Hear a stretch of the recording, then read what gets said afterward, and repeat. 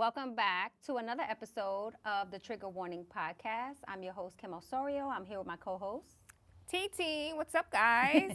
I was just watching the records come in for the Super Bowl. Oh. Yes. So according to the recent reports, Super Bowl 59 has taken the top spot for the most watched Super Bowl in history. Wow. Okay. Kendrick Lamar's halftime show is now the most watched Super Bowl performance of all time, breaking Michael Jackson's long-standing record of 133.4 million to Kendrick Lamar's 133.5 million viewers. That is big. Humongous, right? Big for hip hop. Yeah. Wow. Yeah. Okay, Kendrick. Yeah, it's Okay, crazy. Kendrick. Go Now- on with your Super Bowl numbers. Now I wonder if he's going to put out an album. Definitely. Definitely. I mean, well, he just put that album out, but he's showing his work ethic, so that's Yeah. good. So he And I might put know out another one. We talked about Kendrick so much on the last episode, so Yeah. I guess, again, shout out to him. He did his thing. But you can definitely go back and check out what TT and I said about Kendrick's Super Bowl halftime show from the last episode. So make sure if you haven't listened to the last episode, you go to our podcast, Trigger Warning, where you can find it on all streaming platforms, Trigger Warning Podcast with TT Torrez and Kim O, and check that out. So can we talk about the price of eggs? Yes. I've been dying to talk about this. Because one of my friends said that she went to the market and it was $17 for a dozen eggs. What? 17. That's crazy. I was in the market the other day, and I think I saw it like $11.99, and I was just like, what? $11.99 for a dozen eggs. $11.99 for a dozen of eggs. Yeah, that's crazy. That's It's crazy. crazy. So I went to the market a couple of weeks ago, and you guys let us know if you're having the same struggle or if it's going to get better. And sometimes people in the comments know better than us, right? Like more about the topic we're talking about. So please let us know if we don't know what we're talking about. But I think it's going to get better. I couldn't find eggs a couple of weeks ago. Like 2 weeks ago, I went to like 3 markets. I couldn't find any eggs. I was stressed out. It was like toilet paper and COVID. I was like, I can't function without eggs in my house. I use eggs in a lot of things because I like to bake. So, obviously, I want to be sympathetic to what's going on and the bird flu, and I don't want to be contaminated. So if I can't find eggs and I have to do without eggs, that's fine. I don't even want to eat eggs because of the bird flu. Right. I don't even want them. But it's not a big deal on my house like that. We mostly eat egg whites. Right. But I don't make eggs every day. My son likes to eat hard-boiled eggs every now and again. So I think I still have eggs that I'm using from like the holiday time when I was think you need cooking. to throw them out. No, they're still good. Are they? They're not bad. I made some brownies a couple of weeks ago with those same eggs, I don't know if those eggs are still good. and they were fine. But Nobody got sick, and they were pretty good. you're the type, you talking to the type of person that'll have it in the refrigerator, the meat for 5 days, and be like, "This smell good. You can eat this." Yes, I did that. that to a salmon burger the other day. I had it in the refrigerator for like a week, and I was like, It is the smell test is probably better than even pretty good.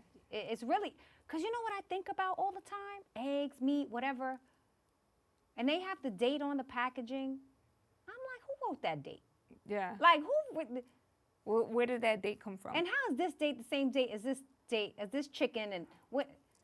Yeah. So it's the smell test is really what's going to get you through. And I right? think they do the packaging based on when they have to sell it by. Yeah, 'Cause the they have to. sell-by date. Yeah, because they have to like not have a certain amount of food just sitting. Right. But then once you have the sell-by date, you put it in the refrigerator.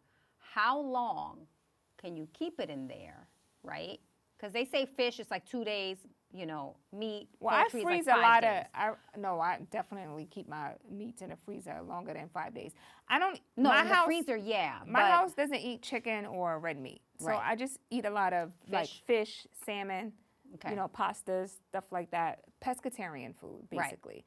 But what I will say is that I've learned a lot of tricks on TikTok on how to preserve your food. You gotta love TikTok. Yes, Even though TikTok was banned, I wonder why. It's almost like we're getting too much information that we won't be getting without it. But listen, but even like making sure your refrigerator is at a certain temperature, Right. and you're constantly, Bless excuse you. me, Bless you. you're constantly changing your filters and stuff like that. Right. So I think that's important. But like, okay, so for like salads, because I buy a lot of salads, I like chopped salads and stuff like that. So you like put it in a Ziploc bag, and then you like poke the Ziploc bag with holes so that it can breathe, and you can stretch your salad out at least for a week, because sometimes it wilters down in those closed packaging. Bags. Yep. Same with your like strawberries. Like I learned that on TikTok. Like wash them really good. Poke them in the bag, and you get a nice, good week out of them. Because my son likes strawberry banana milk shakes in the morning, so I make him a lot of those protein shakes. I do love those TikTok, Instagram, everything that is like all of the things that you didn't know that you find out on there. Like, what about that one that's always circulating around the internet? That's like, did you know this was like this, right? Like or the trash bag box. Or the trash bag. How you put the trash bag in, and I learned that off of TikTok, and I was like, oh my gosh, I've been doing this wrong this whole time. It's amazing. It's so interesting, because there was something else I learned off of there. Oh, I always hire people to organize my closet. Right. Like I go through my closet once a year, 6 months to a year. And I was like, okay, this time I'm not paying anyone. I'm going to do it myself. So I went through TikTok, and I learned all the tricks, proper hangers, proper ways to store your clothes, proper ways to store your bags, and all of that stuff on TikTok.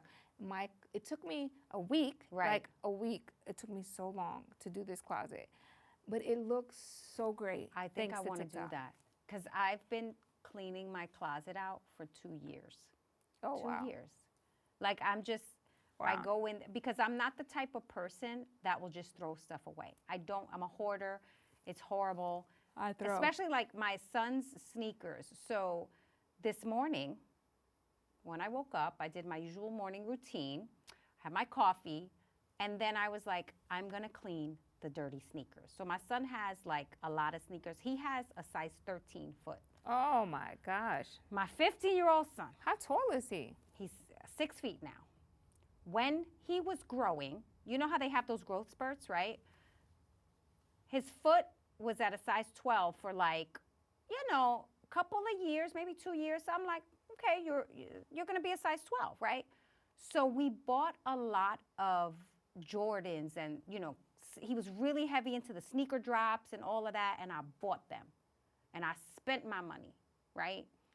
Wow. It's like the Jordan 5s, the 1s. Like I've got all of these sneakers in my house, but they're used now. But I went online. I cleaned a bunch of sneakers this morning. I'm like, I have to sell these. I cannot put these in Goodwill. The ones that I cleaned, the used was like, the new sneakers were like $400. Oh, yeah. Right? People were selling the used ones for $100. I'm like, I'm not throwing these sneakers away. I'm not putting them in the bins. I put a lot of clothing in the bins in my neighborhood, because my kids, they bought clothes and they wore it, and it's out of style, and now it's still in the house. I'm like, what y'all doing with these? I don't want them. No. But I remember what we paid for these. We paid $80 for these. You're not about to, it's still good. So I feel like, you can resell them, and I'm just finding out about this stuff. The kids do this. The sneaker game is crazy. So a couple of things. So one thing I want to say before I get into my son's sneaker story, we started an organization as a part of his foundation where we take gently worn sneakers, and we donate them to under-resourced basketball players who need like shoes to play.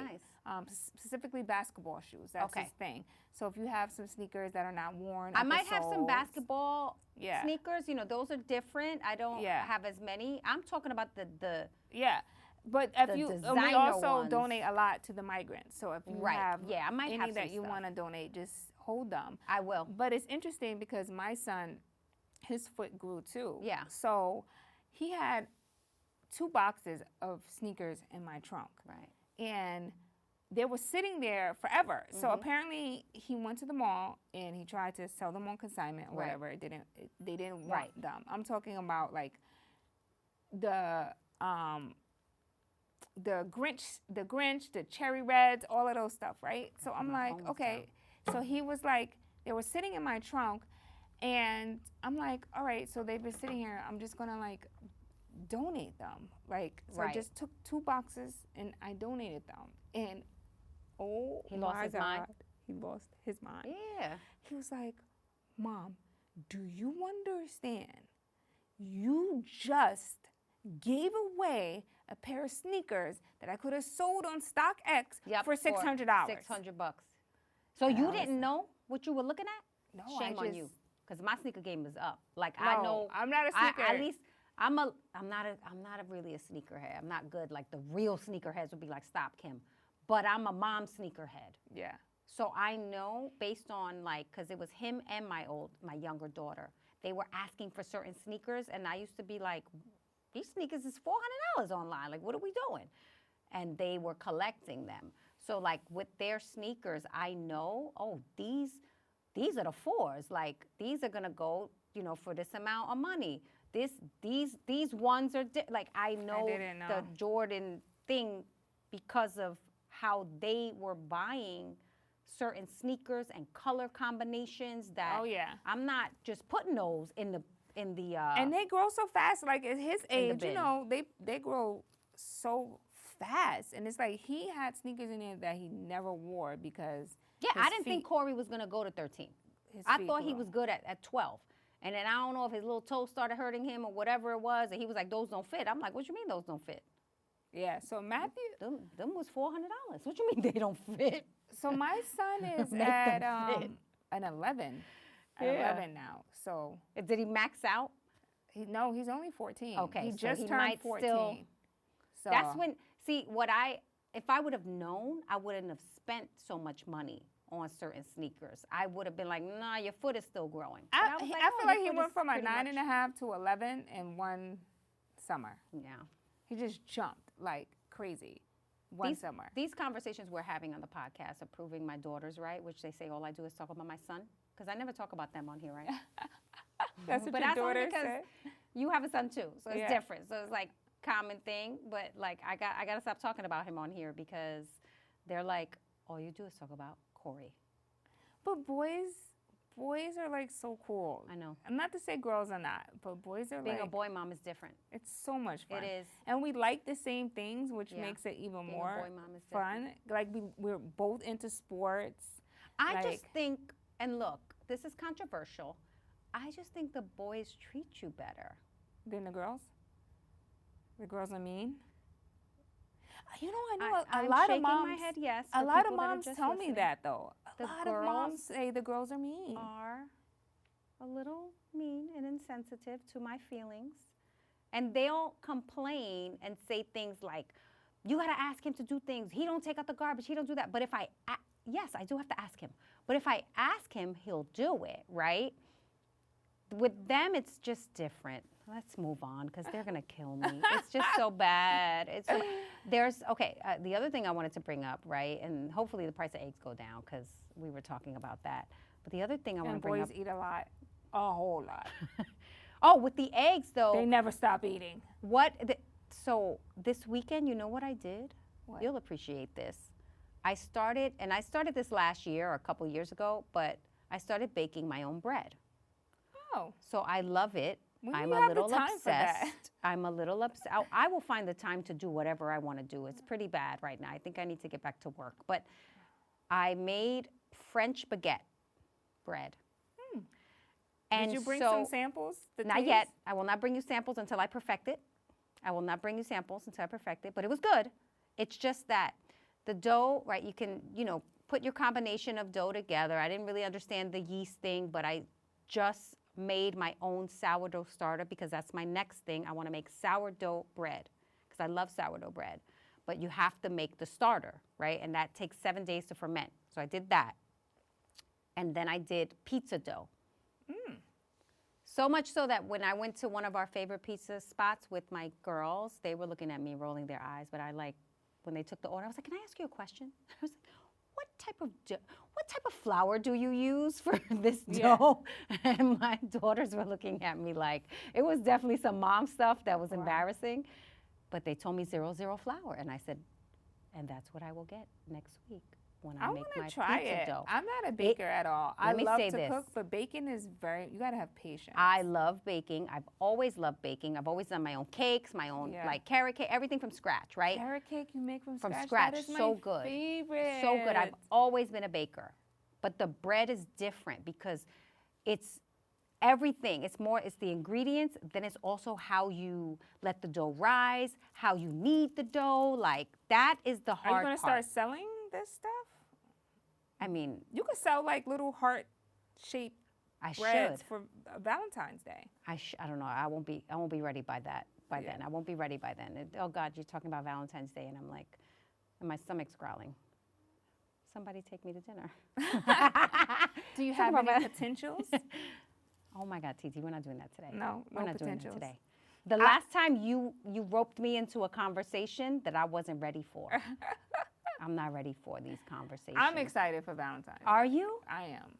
I have a whole itinerary. I don't know what it is, but so I'm good. I had to tell my husband this year, like, please don't overbook our Valentine's Day itinerary. Because he's always... please don't overbook our Valentine's Day itinerary. It's girls like you that make girls like me pissed that the day is coming on Friday. Let me I'm just saying, he does the most. Oh, honey, don't overbook our Valentine's Day, please. Please, we have so much to do. It is so much to do. Like, I can't. It's always like, wait a minute, so he does this every year? Like, goes crazy. Every year. But he's very... I love that. One thing about him, he's very much a romantic. A romantic. He's a romantic. Very much. What's that word that they use? Chivalry.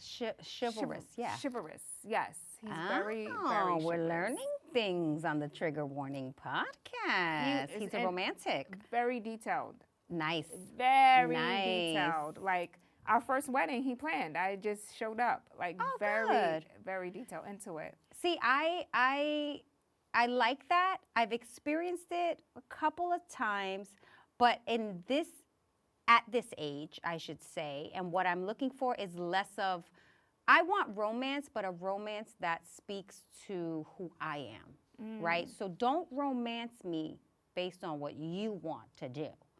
And I've had situations like that in the past, right? I want to be romance, but then I think I can be impressed with little things that show thought and show how you're thinking about me and caring about me. Like I know you better than like a lot of people, or I know what you need, right? So like a little cheap gift goes a long way with me. So if you buy me something that is useful and that I like, there was a gift that someone had bought me, I'll keep it quiet, but it was like a thoughtful gift, not a Valentine's Day gift, not a birthday gift, just like someone just bought me an item, and I still use it to this day. And I like sent a photo of it because I was like using it the other day, and I was like, best gift ever. But you know it was like, I think sometimes it must have been like $15, $20. But I think sometimes women have a problem with stating exactly the things that they need. Right. I think at our age, we have become more comfortable with who we are, so we can kind of state what we like and what we don't like, right? Right. So like, you know, there's some women I talk to, especially younger girls, that just don't, like, if you don't like that, just tell them you don't like that. Yeah. Like, don't hold it in. But there's a way you say it, right? There's a way you say, hey, I like when you don't overpack the schedule, because I don't want to do the spa and then do this after, busy, right? Because then I feel overwhelmed and tired. Right. So give me space to like get my makeup done, right? Do this, do that, so that way I don't feel like exhausted, because I want to get freaky at night. So if you want me to get freaky at night, then I suggest that you don't pack my schedule so that there is time. Don't for give a me too nightcap. much so that I because I'm gonna be tired by the ends of it. No, but I think that makes sense. I But think you know it makes what I'm sense. saying? And it's just like, even like in conversation I have with some women about like, did you know there's some women that are with their partners for a long time and still not sexually pleased because they don't open their mouth and say like, hey, I don't like that. Well, that's a hard conversation to It's have. very hard. How do you tell somebody It's that? very hard. You have to say it with love. Like, I think it's about how you approach the situation. Yeah. Right? And I think it's like, and it's a big thing for men to their egos when they're not pleasing a woman, because Yes. that's their whole thing, right? That's interesting because it is. It's like the more they please you, right, the more turned on they become based on how, like, it's because it's ego and it's mental, right? It's like, it's mental. something that I've learned, right, just getting older. Yeah. It's like all mental. And so it's an interesting even concept to think about, like, oh, Valentine's Day, okay, don't pack my schedule because I'm gonna be too tired. Let's get freaky at night. Like, I'm gonna be too tired with all these spots, with everything to do. But it's like, it's knowing your partner and understanding what they want. And see, that's what I'm looking for. And it doesn't mean I don't want to be pampered and, oh, buy me things. That's wonderful. Like, but I definitely want you to buy me things. Like, I love gifts. And I'm not saying I don't love a nice, expensive gift, too. I love that, too. But I think, for me, like, little things go a long way because I've gotten gifts. It's like, okay, this is cool, but you know what I'm saying? Like, I guess you just want to be spending stimulated. money. Like, I want you to show me that you are really thinking about me in a moment where you're not supposed to. So, like, a Valentine's Day gift is kind of like, you're supposed to be thinking about your significant other. So you're like putting all this thought into, I want to get her this and I'm going to do that. Yeah. But that's really about you impressing the woman, I think. A lot of guys get stuff just for themselves, right? Just so that that woman can take it and tell everybody that he got me this. I want the person to be thinking about me when they're not supposed to be thinking about me. And it's kind of like, oh, you thought about me. Yeah. You know what I'm saying? Like, in this moment. Yeah. That's what I know. Yeah. I don't know. It's different. And but I think it's about that communication, though. Mm-hmm. I'm always so shocked when women just don't communicate that. But you're married. So that's a little different because No, you're married. It is a little different. When you're not married, then I believe if you ain't getting what you want, how much of that do you need to take in before you realize to go find it somewhere else? If you're not married. If you're married and you're committed, Kim, then you have the communication. Do you know how many married women that I come across who have these same issues? But this is what I'm saying. For married women, it's different. And struggle with their partners. I agree. There needs to be communication there. How they need to be pleased. Like, women that have been married for a long time. Like, we go out to dinner, I'll be like, what?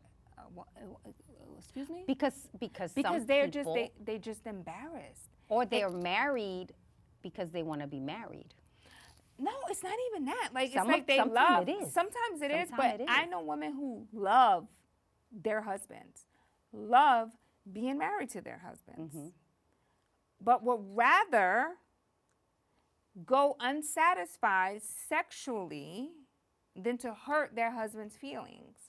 And at the end of the day, that's like not a thing, because and to be honest with you, like, everything, because you get married doesn't mean like everything's going to be like, oh, great, we're married now. Hell you have no. to work at it.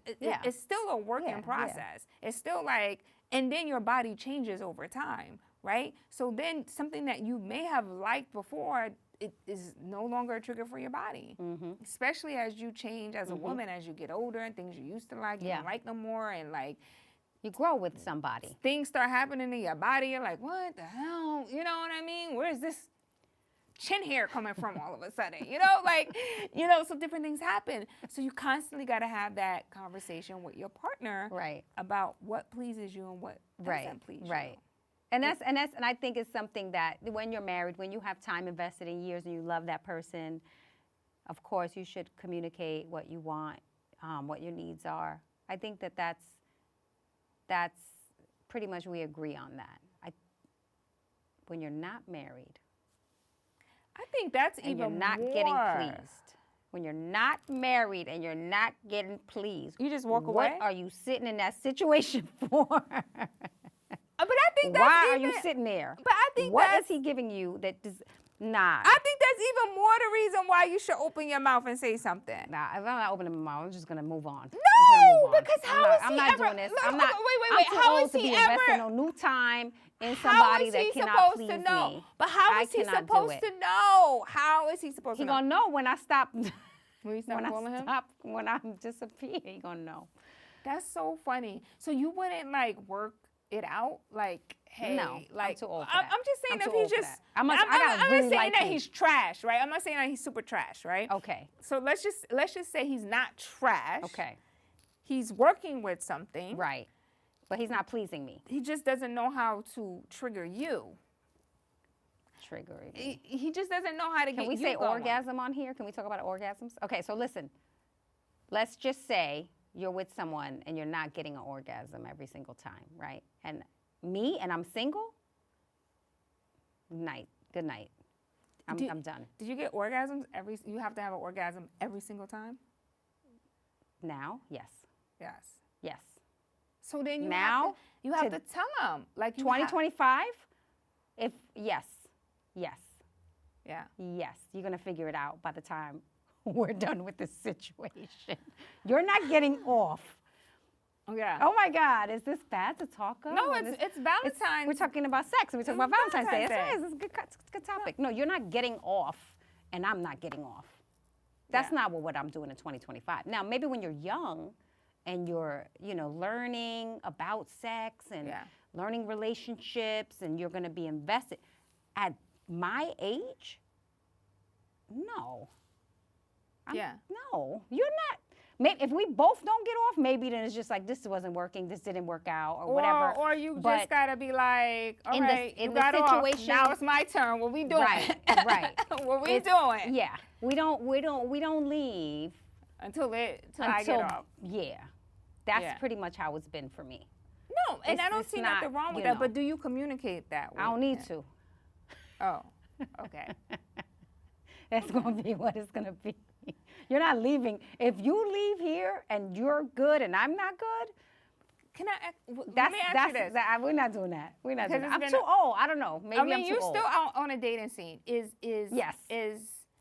sex better with older men or with younger men? Like, so it's at relative, your age, right? At my age, would you rather be with a man that's your age, or would you rather go for these younger boys? Guys? Okay, I haven't done the young guy thing.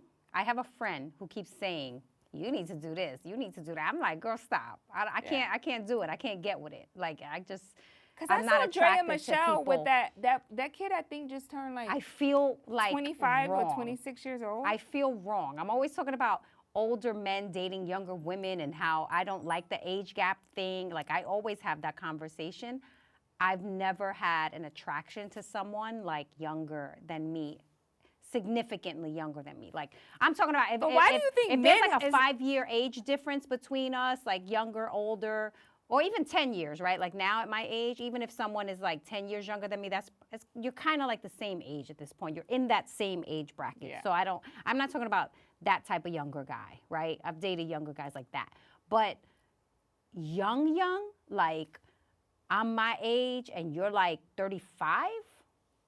35 would be the day where the cutoff date where I'm like, cutoff age, where I'm like, that's you too close to my daughter's age.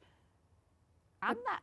But there's but for men, I think it's a double standard, right? Because they can be dating someone in their 20s. I don't think so. I have a problem with that. And I have said this before, and it's like, well, come on, Kim, you love who you love. Stop it. Y'all don't have nothing in common. I have a problem. I don't have a problem saying it. I'm not hating, whatever. If you're in your 40s, why are you with a 20-year-old? Y'all don't have nothing in common. Stop. I have a problem with that too, because I be looking at some of these men. So it goes both ways with men and women too. I be looking at some of these men like, you 48 years old and your girl in her 20s. Come on. What are you doing? What do y'all have in common?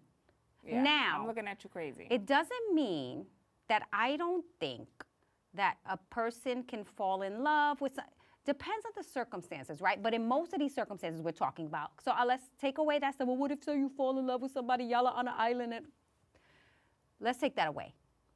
If you're like 40 something, let's just, even with us being in this industry, because we see it a lot. We see it a lot, right? They go for the younger girl. They're in their 20s. I don't mind talking about this. People are going to call me haters. I don't know what's going on my phones. I tried to turn them off. People are going to call me a hater or whatever. It's a problem when you're dating someone that much younger than you. To me, something's wrong with you. Something is wrong with you. Just because, like the pedophile thing. I don't know. Why are you looking at a girl? You're trying to groom somebody into being who? I don't know. Yeah, I mean, I think that's a Call huge. me old or whatever. No, I agree. Because I look at some of these people and I'm like, Yeah, like what you doing with this 22-year-old? What are you doing? Like, it's not even regal. Like, you don't, like, what is that? But you know what? I said this. Wait, was it here on Trigger Warning before no. Where did I say it? When I was talking about Diddy and Carisha. Oh, it was here we had that conversation. It was. Because I remember I said it before. And people were like saying things to me. See, it's a difference when I think, okay, so if you are a 30-year-old man and you date someone that's 20, that's fine. That's fine, 10 right? year. Because 10 it's year. Because it's like you're in your 30s, you're still not mature. Right. Dating younger. Maybe she's more mature. You're still in that 10 year same age. When I start looking at you crazy, when you become like 40, 45 and above, and then I start seeing you date a 20-year-old. When that girl is closer in age to your child, it's like, yes.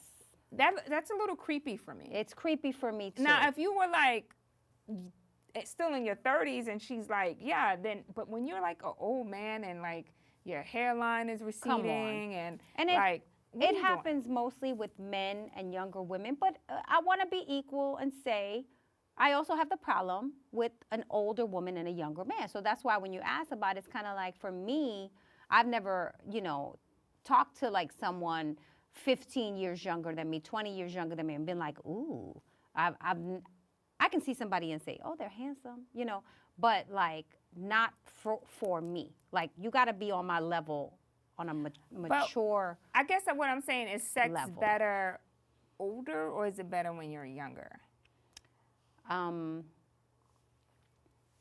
For me, it's been better when I was older, but it could have just been my circumstances, right? Like just understanding who you are and knowing, like, confidence. Yeah, having confidence, but also like just knowing what you want and not being afraid to do what I said, right? Like not being afraid to make sure, like, oh no, this situation. Like when I was younger, I can't see that being something that I would have made sure of, right? Like it's like you're less confident, like even in yourself, right? You're looking for people, you're looking for that connection in a relationship, so you might try harder, you might invest the time because you don't know where it might go or if this is the person for you. For me, nowadays, I'm like, that gotta be worked out. Yeah. Like we gotta have that. Do you want it as much as you now as you did when you were younger? It depends on the person. If you're with somebody that you have that compatibility with, right? I think at that point, it's kind of like you want it more. Well, you know what? No, but I remember being in my 20s, and my cousin. I remember my cousin. One day, she was in this relationship, and she came to me and she was like, "We have sex every day," and I was like, "Huh?" I didn't understand it back then. Because I was like, y'all have sex every day? In this relationship that she was in. And she was like, oh my God, and it's amazing. And I'm like, and I thought there was something wrong with that. But they just were very sexually compatible And I didn't know that at that age. I didn't get that. I had never found someone that I, you know, was with like that in the relationships that I had been in. So it could have just been that in those relationships, I just didn't have that. I can't do it every day that compatibility. Anymore. I mean, I still have sexual compatibility, but I just can't do it every day anymore like that. Like every day. Every day. I was with somebody, and listen, I know what that's like. It's a different relationship with the person, right? So you got to work and take care of your kids. See, but I've never been in a situation. I'm older now, so I don't really have to, you know what I'm saying, like take care of my kids like that. But, you know, I remember when I was married, and that was off the table. Like I didn't even, but then I look at it now, like unfortunately, I hate to say, I don't want to say it like that because it seems insensitive, but like, I'm like, oh, we just wasn't compatible like that in our marriage. And clearly we weren't because we got divorced. But did y'all ever talk about it? A lot. He would always complain that I didn't do it enough. Yeah. But, you know, now I look at it like, well, I wonder why. Oh, okay. You know, back then I was trying to be a good wife. So I would feel bad if you said that to me, like, you don't have sex enough. I'm like, you know. But now I'm like, oh, because I didn't want to. Yeah. And there was a reason why I didn't want to. Yeah. And so now being divorced, I can look back and be like, oh, well, that's fine because you didn't want to have sex with him every day. But, you know, like in certain relationships, when you're with the person that makes you feel comfortable, I could see. Yeah. But you know, I also know a lot of married women, when you have younger kids, it's totally different. Yeah. So when my kids were younger, like, it was just. It's a lot. Yeah. It's a lot like going when they on. were babies, you're taking care of them all day like this, and now your husband wants to come to you, and, you know, and that's why, I hate to say this, I do know a lot of cases where men cheat on women who have young, like, you know, when the kids are they young. have the kids are young, there's a lot of cheating men when the kids are young because I guess they must need to satisfy that urge. And that can break a relationship, right? Because a woman in the first year when you have your baby, your body is going through so much. Oh my God, That's that postpartum is so real. That's when your body changes the most, right? It's like so real. You're pregnant, your stomach is expanding, like your whole body, your organs are shifting. And then you drop the baby and boom, now your organs got to go back, your skin is, you know, your whole body, your hormones, your hair's falling out, all these things are happening to you when you have a baby. And did you have yours back to back, right? I had your 2 daughters? There was a 6-year gap between my 2 daughters and then the 3-year gap, 2.5-year gap between my daughter and my son. Yeah. So like my body was like up and down and weight loss and pregnancy, and it's hard for you to feel like, okay, and now I'm a sex object. No, like a mom, when you're a mother and and then you're nurturing. So then after you have the kid for that first year, you can't even look at your body the same way. Your body is a baby making machine that is now for that year after, just scientifically. You're nursing them, Your body is nursing your child. Yeah. So that doesn't feel sexual at all. Yeah. No, mentally, I mean, it like it's changes you. Yeah. And a lot of men don't understand that. Yeah. They're like, oh, she just had a baby, she's pregnant, you know. No. Give it to me, I need it. You can't even have sex technically, right, for 6 weeks after you have the baby, right? That I remember. You have the baby, 6 weeks, you know, and look, can you bear with me? Yeah. Like, what do you want to do up in my insides? I just had this baby, right? Yeah. But I remember being married and being, you know, it was kind of like we couldn't have sex for 6 weeks. That was like a thing. Yeah. Right? So as a woman, you feel like, you gotta get, I don't know what you gotta do. You gotta do what you gotta do. Yeah. But that's hard. Yeah. So I sympathize with a lot of women when they give birth and they're like going through things of postpartum, because I know what that was like. Postpartum is real, man. And I know the toll it takes on your relationship. I say it takes about 3 years before you can even go back out of the house and feel like yourself. I would say 3 years too, because by the time I really got back to me, it was probably 3 to 4 years. Right? Yeah. Because that Absolutely. baby now at least can talk to you at 3, 4 years old and tell you something. What's going on? They can kind of be a little bit more independent. Right. And then I breastfed until 13 months. Right. You know, so it's like you pump in and your I do breasts miss are the sore. breastfeeding. You do? I do. Oh, I hated the breastfeeding. There was like this sort of like, I don't know, like release, and it was great. Really? Yeah. I didn't. My boobs were like... They were very sore. They're like, I'm clenching them now just thinking about how much pain. The first 2 months of breastfeeding is the absolute worst. Because they are cracking. It is pretty bad. They are bleeding sometimes. It is pretty bad. But if you can get through the first 2 months, I think you're good to go. But I remember the first 2 months, my doctor just saying, just bear with it. It's going to get better. And I used to put the cream on it. Yes. Oh, my gosh. It was pain. It was so painful. Then I remember, like, the 6th month when he got his teeth and the first time he bit me. Oh, God. Kiana did that to me. I wanted to throw this baby across the room.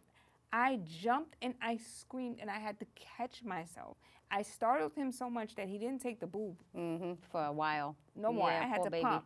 Because we both scared each other. Right. Like, I was so scared to give it to him, and then he was so scared to take it because that had traumatized me. Do you know what helped me? I found this my first my first child, and then it helped me in the breastfeeding with the 2 younger ones. When I discovered the hand pump, right? Oh, yeah.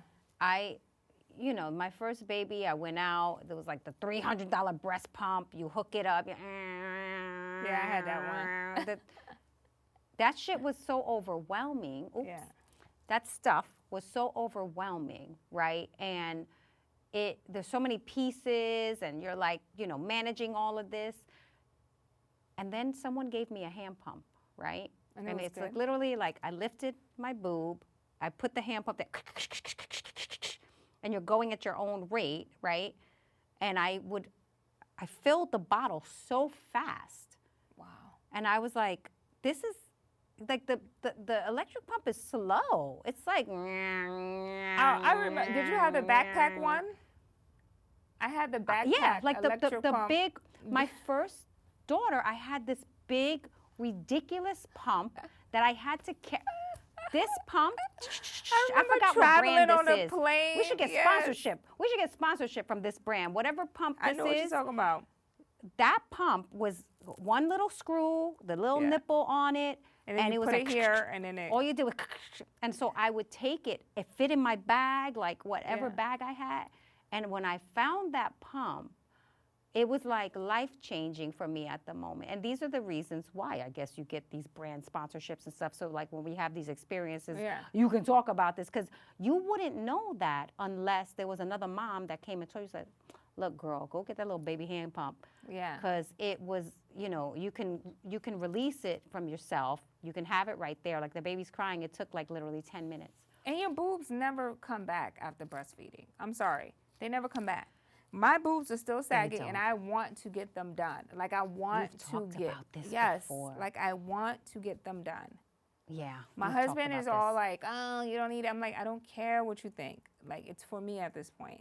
Because there's the elastic that it takes from like stretching them out from the milking. Yeah. And then you got the stretch marks all in here, and then it just it just sags, and it just gets worse. We keep it very real on the Trigger Warning podcast. You see TT even is grabbing her breast it's and just crazy. Showing you.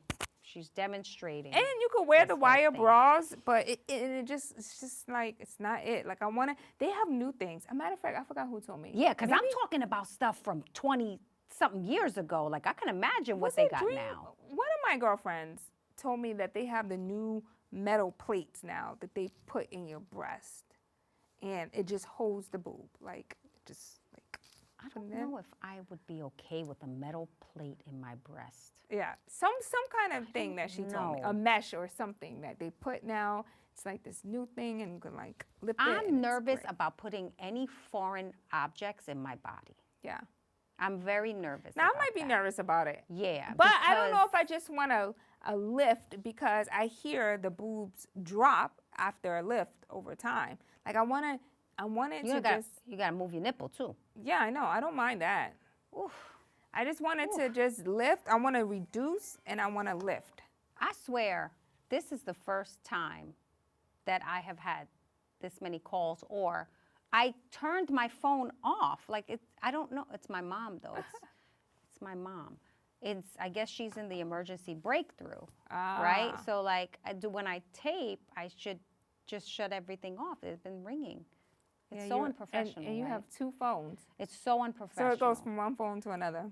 It's just we keeping it real. Did you see your girl who went to Pakistan? I love She that. got on the plane. I love that. And now she's Onija. in Dubai. I love it. I'm following it like a reality show. So you know Dubai has stricter laws. She already got arrested for Did she get talking arrested? too loud in public. Onija, what's her last name? I have She's no a idea. 33-year-old woman from Brooklyn. I'm not talking unless y'all giving me land. I love this meme. So apparently she had a connecting flight in Dubai. She left Pakistan. They put her on a plane. She had a connecting flight. So she never went to Dubai. She never came back to the States. She never came back. As of right now, she's not in the United States. So she got off the plane in Pakistan. In Dubai, the connecting flight. All these people are waiting for her. She's a celebrity now. She's the new reality show star. So she got arrested for talking too loud in public. So for those of you who've never been to Dubai, I've never been to Dubai. They have the strictest, I'm sure, laws UAE. on the planet in Dubai. They're so strict. But what is Pakistan really trying to tell us with all of this stuff that she was able to do in Pakistan? I don't know. Did you see the one I've been watching, TT, I've been watching this lady in Pakistan, and I love the clip where she's like, Shabana, yeah, when the officer is with her. But I'm saying, like, the way she was moving through Pakistan and all these clips started to make me think that this was designed by Pakistan tourism. Like they were trying to show us, come to America, we'll make you a celebrity. Like, I feel come like to Pakistan, America. I mean, come to Pakistan, we'll make you a celebrity. I feel like Pakistan was showing us through her. Yeah. Like they hired her to come there and take cameras through Pakistan and let us like, look, because the whole thing looked fun. Even the people who were on the cameras, they looked fun. Shabana. I don't know what their ultimate goal was. It has to be something. For me, I'm not traveling to these foreign countries and playing these games, not abiding by their rules. Because let me tell you something. Somebody's gonna give her a check. I am not sitting in nobody's jail waiting for the U.S. Embassy to come get me. But they better give her a check. Let me say, somebody's going to give her a check, and they better give her a check because she's huge, and they gave that Hawk Tour girl a ton of money. An endorsement. Remember that Hawk Tour girl? I remember her. She got like a deal or something. Like, the agents came after. Y'all better find Onija and give Onija something because she's touring the world. Look, she's going to jail now, apparently. Wow. She's in jail in Dubai. Oh. I think she's out. I think they just arrested her for talking too loud in public. Shabana. That's my favorite thing. And she's like, you want something? Come talk, Shabana. This is my team. I think it's, me being a reality show producer, I love that part. That's some of the stuff that I love about the internet. I just hope that she's well. People have said she has mental problems. Like, don't ruin the whole internet meme for me and my experience because it's entertaining and funny. Yeah. So hopefully it's not a mental issue. Hopefully she's cashing this in on all of this. Speaking of entertainment, like, I don't like talking about this guy. I hate talking about him. Like, I don't even talk about him on my radio show, Kanye West.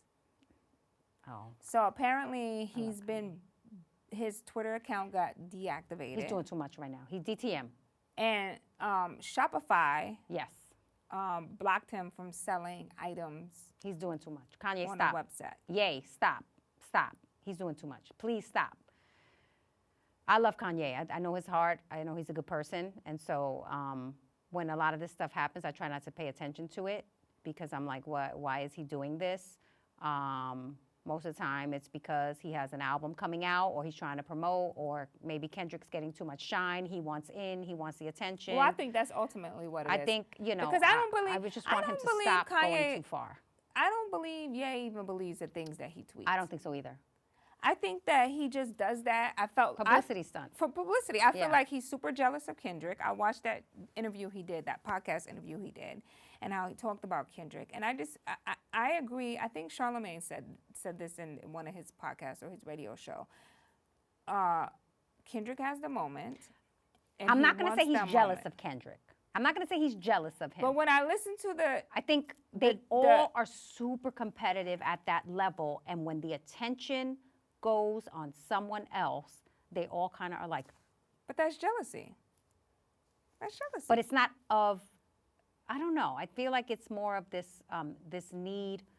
I think it's more narcissism than jealousy. I think they're all just super, and I don't know if jealousy is a trait of narcissism, but I think it's like, we consume a lot of content from narcissistic people. I mean, look at even the 50 Cent and the Meech stuff and what's going on with that. It's unnecessary. It's like, why are y'all beefing online? What is too much? It's like, okay, we get it, but it's like every day is something new that 50 Cent has been posting about this Meech thing. Meech just got out of jail. Like, I think he's just trying to get his money. So can you just break down, because this is what I saw. Meech got out of jail. Mm-hmm. He linked up with Rick Ross to do a benefit concert. Then I saw Little Meech text 50 Cent. 50 Cent put the text online. Then Rick Ross jumps online and says something. Now I see the rat pictures coming from 50 Cent's page. Then I saw Big Meech finally saying something. I looked at all of this like, you guys are too damn old for this. Grown. First of all, Meech is over 50, 50 pushing 50. But Meech ain't really doing nothing. It's like, what is Meech going ain't really, on? I'll say this, right? This is what 50 does, and this is what he monetizes, right? He monetizes his internet trolling. This is what has kept his celebrity at the level that it has, because really when we think about the music, right, the contribution that he has in music is very scarce, right? It's been a long time since Get Rich. So he doesn't, this is the main thing of his business. The television shows that he had, that is also a big part of his business. And I think he's done well in that space. But now as the layers start to get peeled back, right? So Meech comes home from jail. He actually took a picture with 50 Cent first, I believe, before that Rick Ross stuff. So he was with 50. So that kind of tells us even right there that they had some sort of conversations, whatever their deal was between each other, and now it's kind of being put out online that the executive producer, Tammy Cowan, was like a confidential informant. And, that's where the snitching stuff is starting to come alive, right? Like, he's saying basically that Meech made her, made her tell. Not that Meech told anything, but that she was telling, because she's a CI, but he was linked to her. So that's 50's argument. But who's Tammy? She's an executive producer on the show that had Big Meech's life rights. So now the audience is starting to see that the life rights were the executive producer, like TV business, right? As a producer, and I know this, someone has a story, they have value, you go and you get their life rights. And they sign off their life rights, you pay them for whatever that is or whatever the deal is that you have, and then you go make TV or film.